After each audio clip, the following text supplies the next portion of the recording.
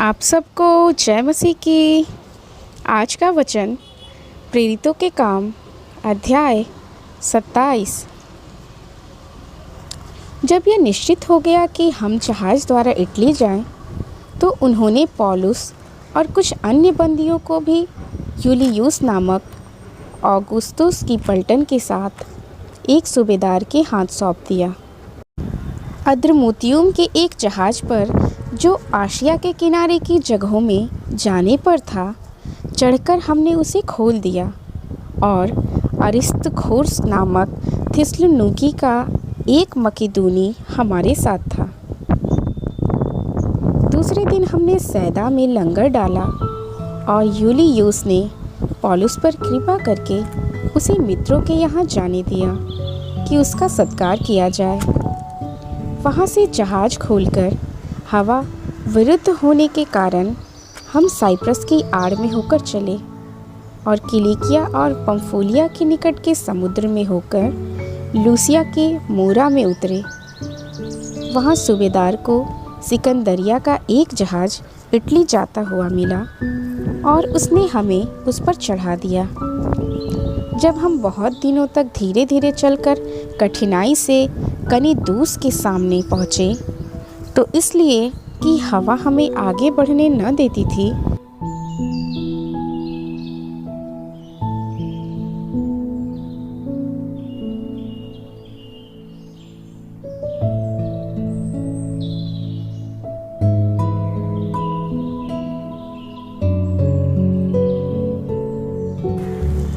हम सलमोने के सामने से होकर क्रेते की आड़ में चले और उसके किनारे किनारे कठिनाई से चलकर शुभ लंगरबारी नामक एक जगह पहुँचे, जहाँ से लसिया नगर निकट था।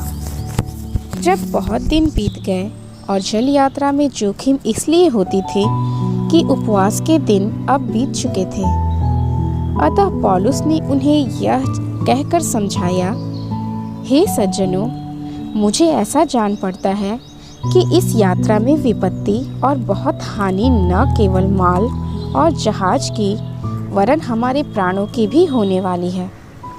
परंतु सूबेदार ने पौलुस की बातों से कप्तान और जहाज के स्वामी की बातों को बढ़कर माना। वह बंदरगाह जाड़ा काटने के लिए अच्छा न था, इसलिए बहुतों का विचार था कि वहाँ से जहाज खोलकर यदि किसी रीति से हो सके तो फिनिक्स पहुंचकर जाड़ा काटे। यह तो क्रेते का एक बंदरगाह है जो दक्षिण पश्चिम और उत्तर पश्चिम की ओर खुलता है। जब कुछ कुछ दक्षिणी हवा बहने लगी, तो यह समझकर कि हमारा अभिप्राय पूरा हो गया, लंगर उठाया और किनारा धरे हुए क्रेते के पास जाने लगे।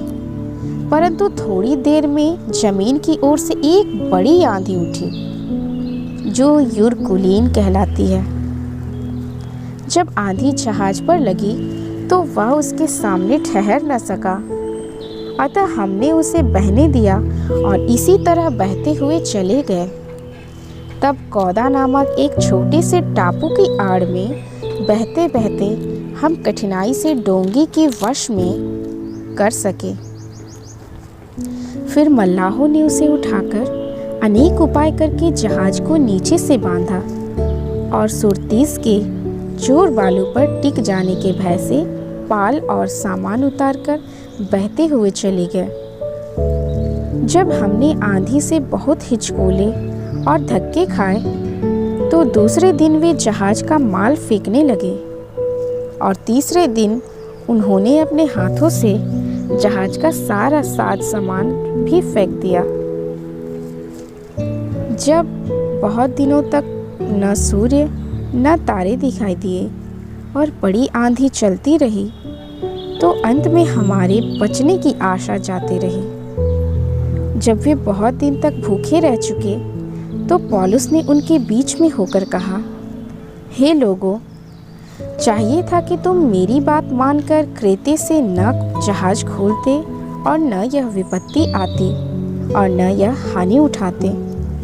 परंतु अब मैं तुम्हें समझाता हूँ कि ढांढस बांधो, क्योंकि तुम में से किसी के प्राण की हानि न होगी, पर केवल जहाज की। क्योंकि परमेश्वर जिसका मैं हूँ और जिसकी सेवा करता हूँ, उसके स्वर्गदूत ने आज रात मेरे पास आकर कहा, हे पौलुस, मत डर, तुझे कैसर के सामने खड़ा होना अवश्य है। देख, परमेश्वर ने सबको जो तेरे साथ यात्रा करते हैं तुझे दिया है। इसलिए हे सज्जनों, ढांढस बांधो, क्योंकि मैं परमेश्वर का विश्वास करता हूँ कि जैसा मुझसे कहा गया वैसा ही होगा। परंतु हमें किसी टापू पर जाकर टिकना होगा। जब 14वीं रात आई और हम अंद्रिया समुद्र में भटकते फिर रहे थे, तो आधी रात के निकट मल्लाहों ने अनुमान से जाना कि हम किसी देश के निकट पहुंच रहे हैं। थाह लेने पर उन्होंने 20 पुरसा गहरा पानी पाया और थोड़ा आगे बढ़कर फिर थाह ली तो 15 पुरसा पाया।